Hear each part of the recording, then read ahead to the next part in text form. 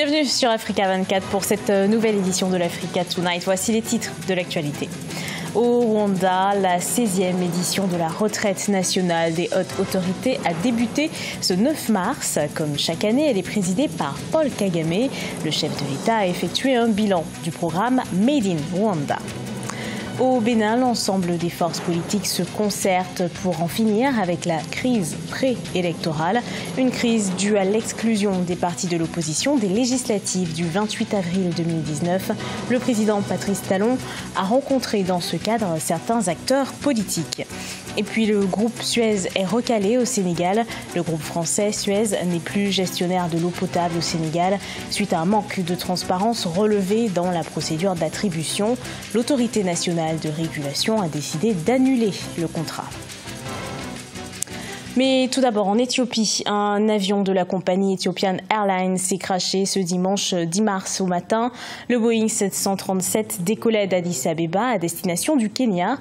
Le crash a fait 157 morts, 149 passagers et 8 membres d'équipage. À la mi-journée, Abiy Ahmed, le Premier ministre éthiopien, a précisé qu'aucun des passagers n'a survécu à l'accident. La compagnie a perdu le contact avec l'avion 6 minutes après le départ. La compagnie Ethiopian Airlines a précisé avoir mis en place un centre d'information des passagers et un numéro de téléphone pour les proches des passagers de l'avion. Le coup d'envoi de la 16e édition de la retraite nationale des hautes autorités au Rwanda a été donné ce 9 mars 2019. L'objectif de l'événement, échanger sur les progrès du pays et identifier les stratégies d'accélération des priorités nationales. Fraternda Kaisanga.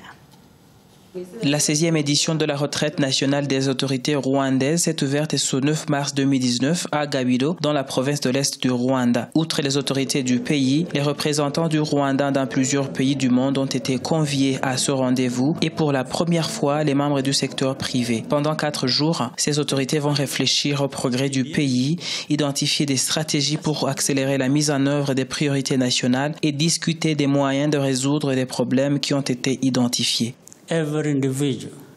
Avant de parler de la contribution collective dans le développement de ce pays, j'aimerais que chacun s'auto-évalue pour voir combien on contribue individuellement. Parce que tout commence par nous en tant qu'individus et il faut d'abord augmenter sa contribution individuelle avant de parler des progrès effectués en tant que pays.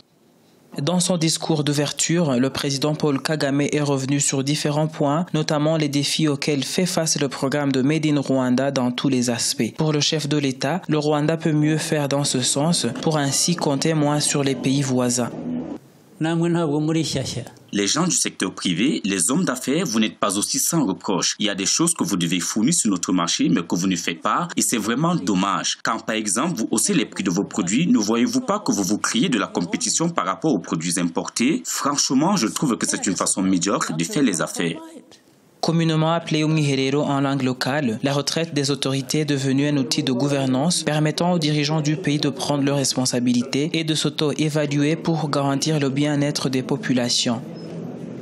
Crise politique préélectorale au Bénin. Les acteurs politiques se mobilisent pour y mettre un terme après les recommandations du président de la République le 6 mars 2019. Le président de l'Assemblée nationale a entamé des concertations avec l'ensemble de la sphère politique du pays. Reportage de notre correspondant Leftionou. Après quelques jours de tension en raison de l'exclusion des partis de l'opposition des législatives du 28 avril 2019, le président Patrice Talon a rencontré certains acteurs politiques. Il a également mandaté le président de l'Assemblée nationale pour trouver une issue à la crise politique actuelle. Plusieurs acteurs multiplient depuis quelque temps les sorties médiatiques, soit pour crier leur indignation ou soit proposer des solutions de sortie de crise. Nous avons perdu de vue l'élément fondamental dégagé par la conférence nationale qui est le consensus. Et le consensus remis en vigueur par le chef de l'État récemment me fait plaisir.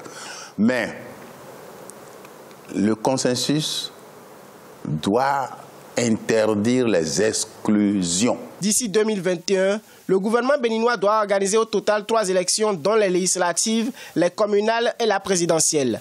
Cependant, l'expérimentation des réformes du système partisan aux législatives du 28 avril 2019 est confrontée à d'énormes difficultés, dont l'exclusion de nombreux partis, notamment celle de l'opposition. Je suis d'accord avec l'opposition lorsqu'elle proclame solennellement qu'il n'y aura pas d'élection crédible et pacifique au Bénin, qu'à condition que tous les citoyens, riches ou pauvres, y participent librement. Le président de l'Assemblée nationale a entamé des concertations avec l'ensemble des forces politiques. Mais l'opposition appelle à une marche de protestation à Cotonou lundi 11 mars 2019. Toujours au Bénin, ce lundi 11 mars aura lieu la marche de protestation du parti Force Cori pour un Bénin émergent. Elle se déroulera à Cotonou. L'objectif de cette marche est de protester contre l'exclusion des partis politiques de l'opposition du processus électoral, à savoir les législatives de 2019. Ils exigent des élections libres, crédibles et transparentes. Au Sénégal, le marché de l'eau ne sera plus géré par le groupe Suez.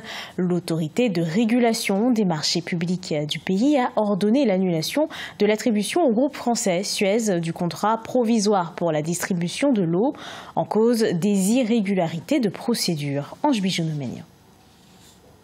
Le groupe français spécialisé dans les secteurs de l'eau et des déchets, Suez, n'est plus gestionnaire de l'eau potable au Sénégal. Suite à un manque de transparence relevé dans la procédure d'attribution, l'autorité nationale de régulation des marchés publics a décidé d'annuler le contrat de Suez. L'institution demande qu'un autre examen soit soumis aux 3 opérateurs, notamment la sénégalaise des eaux, Veolia et Suez.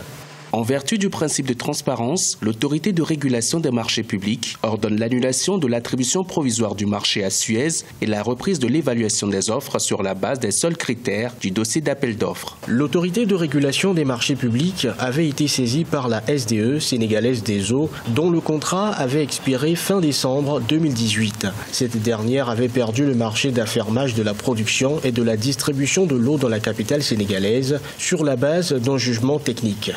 Le problème de l'eau à Dakar, c'est très complexe parce qu'une grosse partie de la population vit à Dakar et vous avez un problème d'infrastructure. Et je crois qu'il y a eu un défaut de planification, c'est-à-dire mettre en place des infrastructures en termes de tuyauterie pour faire parvenir l'eau aux gens qui en ont besoin. En 2018, on devait dire voilà les besoins de 2020. Mais quand en 2019, par exemple, vous êtes en train de vouloir régler les problèmes de 2019, quand vous allez mobiliser les fonds et mobiliser les infrastructures, vous serez déjà en retard parce que ça sera qu'en 2020 que vous allez le résoudre. Et en 2020, le problème sera encore plus important. Au niveau de l'autorité de régulation, la procédure d'attribution est toujours en cours. Du sport à présent avec les Diables Rouges du Congo. Ils ont battu les Panthères du Gabon par 3-0 ce samedi 9 mars 2019 à Brazzaville lors d'un match amical international. Cette rencontre entre dans le cadre des préparatifs du 2e tour des éliminatoires de la Coupe d'Afrique des Nations des moins de 23 ans. De Vapanzou. Les U23 congolais l'ont emporté sur les Gabonais par 3-0 ce samedi 9 mars 2019 au stade Alphonse Massamba Déba. L'ouverture du score a été l'œuvre de Gotrango Nimba à la 45e minute. Tel a été le score à la pause. Au retour des vestiaires, Mwanza Mapata a corsé l'addition à la 71e et Prince Obongo a clôturé le festival par ce somptueux coup franc à la 82e minute. Pour l'entraîneur des locaux, c'est la 2e rencontre qui démontrera le niveau de son équipe. Pour le moment, ce serait trop tôt de dire qu'on est prêt. Ça, on ne peut pas se permettre de le dire. Je vous dis que notre préparation elle a été chaotique, il faut dire les choses honnêtement, mais au dernier moment, l'organisateur s'est rattrapé. Mais bon, après, là, on est encore interné, on va essayer de bosser et je vais avoir une idée précise de ce que je veux faire au Burundi. Les U23 du Gabon ont été réduits à 10 avec l'expulsion de Stan Nguema à la 59e minute du jeu. Avec des joueurs venus de divers horizons, l'entraîneur a besoin du temps pour créer et faciliter la communication sur le terrain. Les joueurs qui viennent d'horizons différents, ce n'est pas du jour au lendemain que nous avons une harmonie dans le jeu, dans le style et dans la préparation un peu des actions. Nous sommes seulement à 17, donc il y a 3 joueurs en moins qui plus c'est un peu des attaquants. Donc là, nous avons joué pratiquement avec un seul attaquant de pointe, sinon un deuxième qui était du côté gauche. Les 2 équipes se retrouveront encore sur la pelouse synthétique du stade Alphonse Massamba Déba ce 12 mars 2019 pour une seconde confrontation. Ensuite, le Congo sera reçu le 20 mars par le Burundi et le Gabon par le Ghana 2 jours plus tard, à l'occasion du 2e tour des éliminatoires de la CAN U23 prévu en novembre en Égypte.